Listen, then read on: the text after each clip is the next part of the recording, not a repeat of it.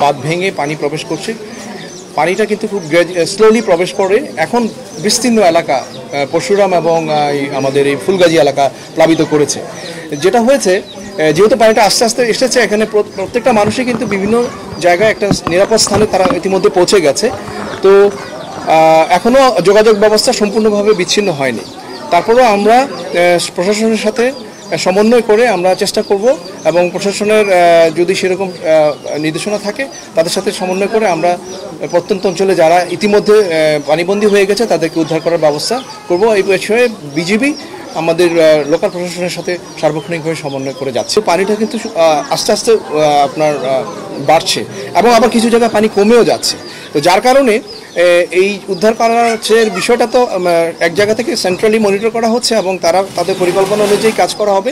যখন আমাদের কাছে নির্দেশনা আসবে আমরা সেভাবেই কাজ করব এবং আমি জানি এই বিষয়ে জেলা প্রশাসক আমাদের যে কন্ট্রোল সেল আছে এবং আর্মির সাথে সমন্বয় করছে এবং ইতিমধ্যে তারাও এই উদ্ধার কাজে নেমে যাবে।